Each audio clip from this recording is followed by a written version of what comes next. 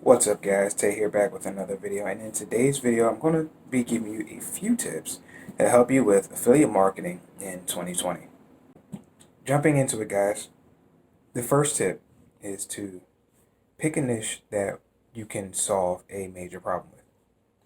Um, you get a lot of people that say do what you like or do what you love, um, but if you're picking a passion that you have, it may not necessarily be profitable. Let's say you are into professional hula hooping. Well, you have to do some research and see if you can actually uh, make some money off of creating content on professional hula hooping. Um, may not be as popular as something that's in the health and fitness niche or wealth or something like that. Now, I mean, don't get me wrong, there are some health benefits to hula hooping, so you might just be able to find something, but just be aware that if you're looking to get into affiliate marketing, you're looking to actually make money with this, then it has to be a major problem that you're solving, like somebody being overweight or somebody being broke and not financially secure, uh, things like that. So it's just something that you want to keep in mind. Plus, also, don't forget to you can learn to like something, or you can grow to love it. You know, that's how we get into things. We look at things we're interested in, and then as we learn new things, we grow to love it. So, like I said, pick something where you can solve a major problem, and at least make sure it's something that you're willing to learn. That way, it makes things a whole lot easier. The next tip I want to give you is to start with one platform and get good with that platform. Before I continue, if you hear noise in the background, that's my heater because it's pretty cold where I'm at, so apologies for that. But anyway, pick a platform and get good with that platform before you start jumping into other things. So, um, YouTube, Instagram, Twitter, Facebook, website, whatever it is, pick that one website, learn how to build and grow on that platform before you move on to any other platform. See, the thing is, like, there's a lot of people saying you need to jump on this platform, jump on that platform, have you jumping on all these different platforms creating content. Well, it doesn't serve you it doesn't serve you good or in any way if you're not actually learning how to use that platform and to actually build an audience on that platform. You just posting content and nobody's seeing it. So pick one platform and just learn the ins and outs of it. Learn how to use it fully. Build an audience with that platform, and then once you build an audience, you can start working on other platforms and share those other platforms with your audience and have them follow you on those as well. Also, you don't want to get burned out from like trying to create all this content for all these platforms, because it will burn you out quick. Because you'll constantly be trying to put something new up on something on one platform and then something new on another platform, and you'll constantly be doing it, and it can be overwhelming and it can burn you out. So, again, focus on one platform and then go from there. The next tip I have for you is to pick a good product. There's so many affiliate products out there that are just bad. And what a lot of people do when they first start is they find any product that they can get their hands on or get access to and just promote it. Trying to get the sale, trying to make a commission. And not all products are worth all that.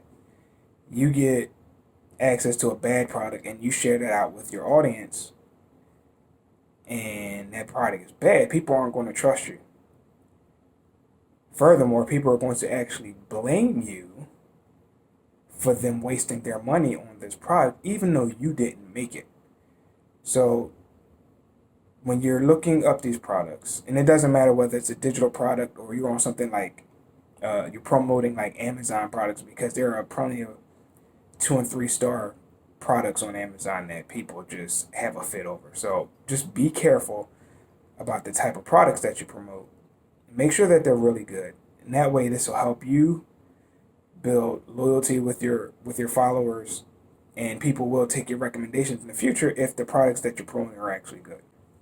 So next tip I have is you want to work your way into high ticket affiliate offers and recurring commissions. I'm sorry. When you first start out, it'll be a good idea to look into low ticket affiliate offers. A, because they're usually easy to get affiliate links and stuff for that, and B, it'll be a lot easier for people to purchase because they aren't as expensive. You don't want to stay with that stuff for long, because when it comes to low ticket products and offers, it's going to take you a lot of sales to actually build up a decent amount of income. Whereas with with high ticket affiliate offers and products, it won't take as many, and that'll take a little bit more work, and it'll take a little bit more content and getting people used to and trusting you, but the payoff is a lot better. Let's say you wanted to make $1,000, and you had a $10 product, and then you had like a $500 product. It's going to take you about 100 of those $10 sales to make $1,000, whereas when you have a $500 product, it'll take you only about 2 sales. So, again, you really want to try to work your way into those high ticket commissions, but on the same token, you'll need time to get some experience with the lower ticket. Plus, with a lot of these higher ticket affiliate offers, especially with digital products, the vendor will want some type of proof that you actually know how to market these products and stuff like that. So it is good to start off with low ticket products, but again, make sure you're working towards the high ticket. And also, you want to make sure that you look into reoccurring commissions as well, because these come in every month.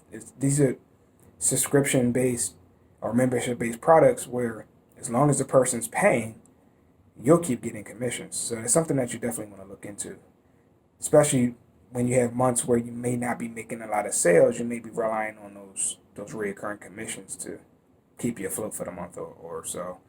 So definitely work your way into that stuff as well. And the final tip that I have for you today is you don't have to do this right away, but at some point you want to make sure that you have a website, and you want to also make sure that you're building an email list. The thing about these social media platforms is you don't own it, and they don't last. Some of them come and go, and others, you've seen it at times, YouTube will go down, although it's not often, but YouTube does go down. YouTube also is known for controversies that changes certain algorithms and rules, and a lot of people are left in the dirt. So you have that, and then you have social media sites like Instagram and Facebook, where they're always going down, and a lot of people do big business on both Instagram and Facebook, and when both of those sites go down, they lose a lot of money. So it's good for you to have a website to direct people to, and to have an email list. That way, if there's a social media platform that goes down, you won't be missing out on the money. You can easily go on another social media platform and tell people, hey, go check out my website, or you can send messages out to your email list. Hey, this is down, but I have content elsewhere. You have a definite way to communicate with people. A website is yours. Your email list is yours. You can always transfer your email list to a different software program that'll always go with you. So you'll always have that. So you always want to make sure you have some type of way to communicate with your followers, people who buy from you, so you can keep those commissions coming in. And another thing about that is, especially with the email list, when you're promoting products online, people don't buy right away. They'll click the link. They may not have the money that day. They may get sidetracked by something else, because people get sidetracked pretty easily. If you have an email list, or if they subscribe to your email list, you can send them links, or you can remind them, hey, you checked out this product, go ahead and check it out again, or send them content, just to keep them engaged, so that they'll re-click on those links and actually buy the products and make you commissions. As a matter of fact, it's probably how you'll be making most of your commissions, is through an email list. So you definitely want to make sure you have that. But like I said earlier, make sure you just focus on one platform first, and then work your way into the other stuff. The biggest thing here is, when you get started, you're going to be looking up a whole bunch of stuff on affiliate marketing and products and things like that. And it's going to overwhelm you, and you may not even start. So start out with one thing at a time, and then work into the other stuff as you get comfortable and acclimated to affiliate marketing and creating content and stuff like that. And that'll send you in the right direction, and you don't have to worry about messing up so much or giving up early because it's overwhelming. So that's all I got for today. If you found this useful, please hit that like button, share this out with other people, and subscribe for more content. And I will catch you guys on the next video. Take care.